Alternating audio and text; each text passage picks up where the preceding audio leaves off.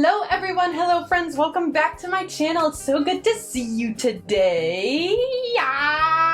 Mama's feeling a little funky. So just the other day I was remembering with my boyfriend being like, hey, there's this K-drama called Boys Over Flowers that I watched when I was in middle school. And he's like, hey, don't you know that was originally a Japanese manga? So it got me Googling. I wasn't surprised to see that there are live action versions of the Japanese Boys Over Flowers. But to find out there was 3 Japanese versions of Boys Over Flowers plus a musical was a little surprising. But what was even more surprising is that there is over 12 live action Boys Over Flowers across Asia. Japan, Taiwan, Korea, Thailand, and Indonesia all have a version of Boys Over Flowers. So all together, including all the versions, that is 16 adaptations of Boys Over Flowers. Why so many boys? Why so many flowers? Drink every time I say Boys Over Flowers. You will be on the floor. You'll be dreaming of Boys Over Flowers. So here we go. I'm gonna give each version of Boys Over Flowers a little look-see. I'm not gonna touch the anime in this one, but I am gonna read the first few chapters of the manga and just compare them to the other versions. I was gonna watch the first few episodes of each version of Boys Over Flowers from across Asia, but they are kind of not really lost media, but it's very grainy. Early digital shenanigans. We're trying to have fun here, not do chores. And we need to know which version seems to be the most unhinged. And it's just fun to know and talk about properties that you haven't thought about in the last 10 years. So let's go. I'll be reading the manga and comparing each version that I can get a hold of to see how far it goes from the original property or how close it goes from the original property. But before we get into it, consider liking and subscribing, and at the end of the video I'll give you a little kissy kissy. Mwah. So that's something that you definitely want, I know that. But again, before we get really into it, here's a TW of maybe like some of the content that we're gonna get in today. There's supposed to be jokes, but there are mentions of essay in the content, and they're kind of a big deal in the first few chapters and the first few episodes. So it's supposed to be a silly, goofy time. I don't think it's a silly, goofy time, but I'd say it's a light mention, so take that as you will. But if that's something that you think that you're not gonna be able to handle right now, go ahead and skip this video and we'll see you in the next one. Wait, I gave you your kiss too soon.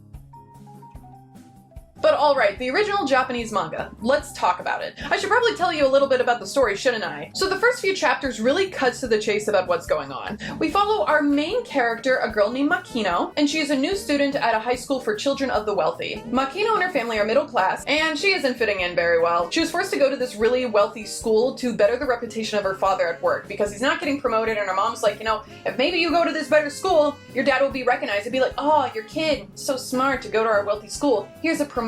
She's not too happy about it, but she complies. She hates how her peers are so materialistic, but most importantly, she hates the group of boys known as the F4, that stands for Flower Boys. And there's 4 of them, so you know. Kinda on the nose, if you ask me. The boys are Tsukasa, our main guy, Ryu, the other main guy, and these two, Akira and Sojiro. They rule a school and bully other students into submission, but not our girl Makino. She's fighting back. Doing this, she gains popularity from the other students and puts hope in the hearts of all her peers. But F4, not liking this at all, goes to war with our girl. That's the rundown of the first 3 chapters. Here's some bullet points of the weird things that happened so far in the first 3 chapters. Tsukasa is so unhinged and he sicks a bunch of boys out on Makino to R-word her. What? Why? That's like the first chapter. He's peeved that she exists, so you know what you're gonna do? R-word. Ryu comes out of nowhere and stops them, so now Makino is in love with him, but then he is such a a-hole and just says like, I wouldn't have saved you if you were gonna be this way. And I'm like, okay. Makino kicks Skue in the head, and so now he has a crush on her because he has a strong lady kink because of his older sister.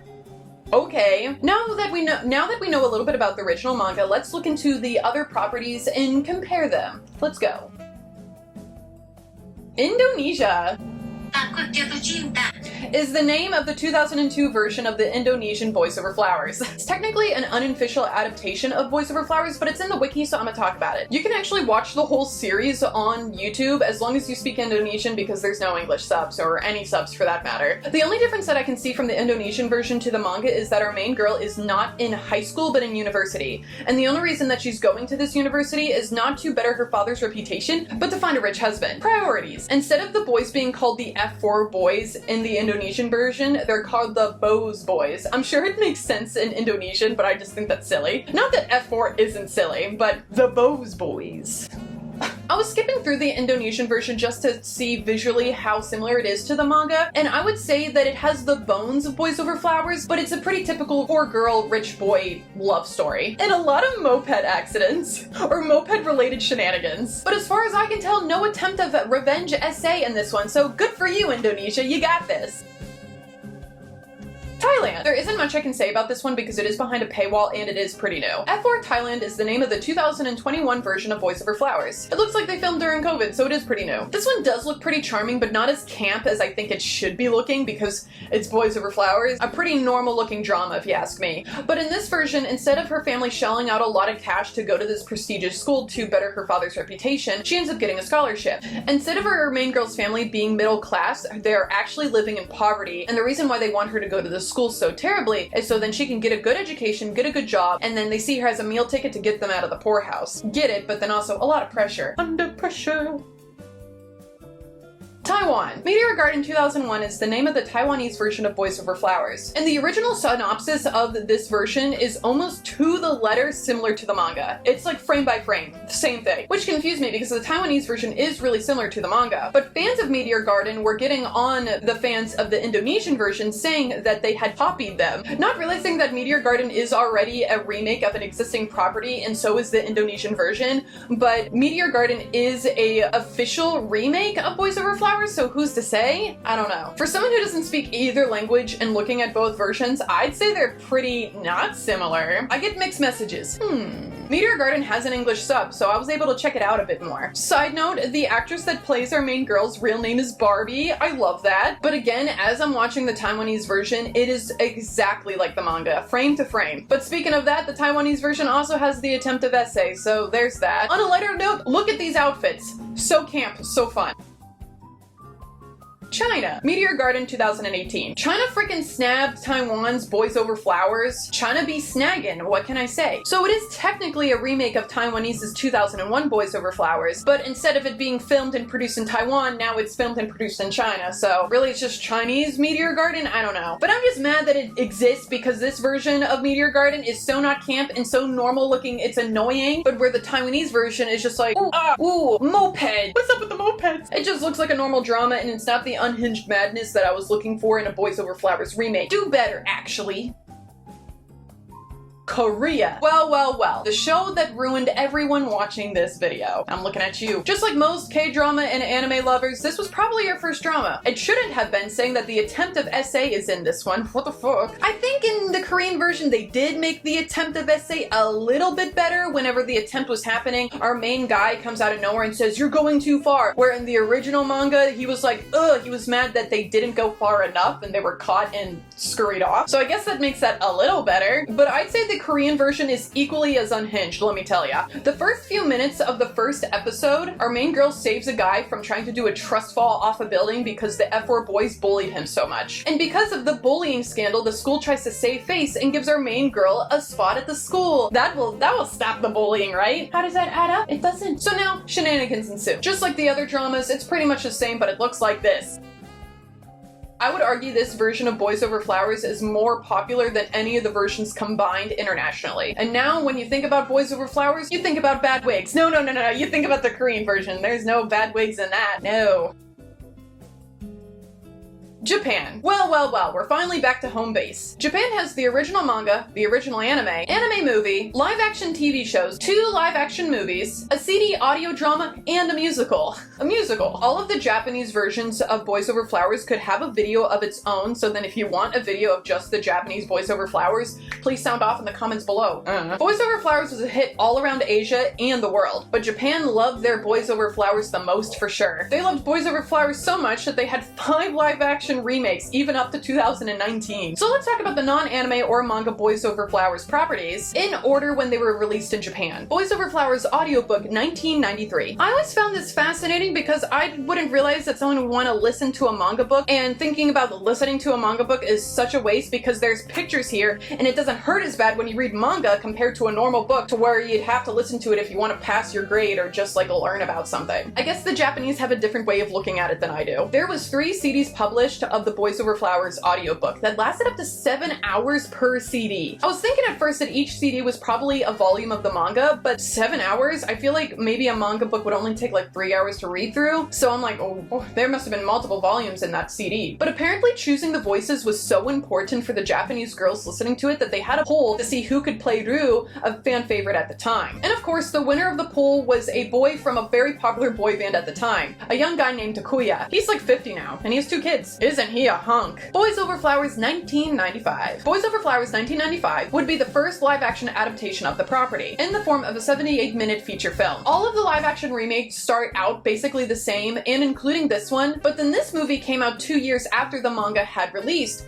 and the manga wouldn't end until 2004 after releasing 37 volumes. So obviously the movie had no ending until they made one up. So they kind of like made up a story as they went that technically didn't actually happen in the manga, so it was just movie canon Boys Over Flowers, where our main girl ended up with the main guy and you know, romance. Something I found very odd about this movie was the main poster advertising the movie. It doesn't have the F4 boys on it, or even the F4 boys on it with Makino, or even just Makino. It just features one of the F4 boys, which is a kind of a sideline boy, which is Akira, and he has one fat big old Ghibli tear running down his face. It kind of reminds me of the Squidward Boys Who Cry poster. Boys Over Flowers 2005-2008 TV drama and movie. I decided to clump these all together because this is just season 1, season 2, and then the final movie. This is the Japanese latest drama after the manga had finished. There isn't much to say about the story because I feel like a broken record at this point. It's exactly like the manga, and they had plenty to reference from because the manga had just finished, so then they just, like, you know, copied its homework, and bada bing bada boom, you have a live action version of the manga of Boys Over Flowers. But the drama was huge in Japan. The production company TBS didn't think Boys Over Flowers was going to do very well, so they weren't expecting to do more seasons. They were only expecting a 5% viewership rating, but it ended up being a hit with an average viewership rating of 19.76. The original manga was even reprinted due to the drama's success. After the first season did so well, they quickly greenlit a second season and a final movie. Boys Over Flowers over the years will end up winning a lot of rewards for acting and storytelling. Boys Over Flowers 2008 would have been the highest grossing film if it wasn't for Studio Ghibli's Ponyo. Isn't that funny? Some silly manga adaptation movie was right behind what some people consider some of the best animation in the world. Now that's a hard feat to feat. I'm really gonna have to give this drama a full watch one of these days, but I don't know how much I can stand mid-2000s Japanese normie fashion. Boys Over Flowers musical 2019. Now this took me by surprise. It's not unheard of that anime gets a musical sometimes, but it's kind of strange for Boys Over Flowers. And something that really took me off guard, that it's an all-female cast. They're all played by women. What do you know? Isn't that fun? And kind of ironic for a show called Boys Over Flowers. The all-women cast is actually a conscious choice and is an acting style in Japan. It's called Takarakazuka acting. I know Japanese, I promise. This kind of theater was an opposite of kabuki acting, which is typically an all-male cast. Apparently women were banned from theater in 1629 in Japan. And in 1913, a dude politician named Ichizo was like, it's kind of lame how women can't be in theater. Let's make a theater for only lady actresses, and we're gonna put in my tourist attraction. Ichizo knew that Dami Mommies were the future. And now because of Ichiro, we have hot, tall women filling the shoes of male characters better than any silly man can do in any of these shows. I thirst. Anyways, history lesson over. The musical is 2.5 hours long, and it focuses on the first 11 volumes of the series. The musical did so well that they decided to offer it for streaming for Amazon Prime Japan. So if you have a VPN, it's a good use for it, or just go to Japan, I don't know. Imagine going to Japan just to stream Japanese media, not doing anything else. You could even buy it on DVD. But honestly, it kind of looks like something me and my high school girlfriends would really be into. It's so camp, I want to go to there. But anyways, everyone, it has been a ball. Thank you so much for watching my video and sticking around to the end. I really appreciate yins, guys. Please let me know if any of you have watched any of these versions, especially the non-Korean and Japanese versions. I'd really like to know if my reach has hit more obscure versions of Boys Over Flowers of the viewerships that they were geared towards.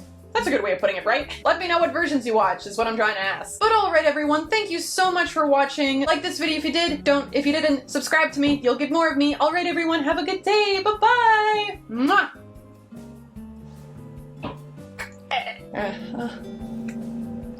Being on Accutane is fun.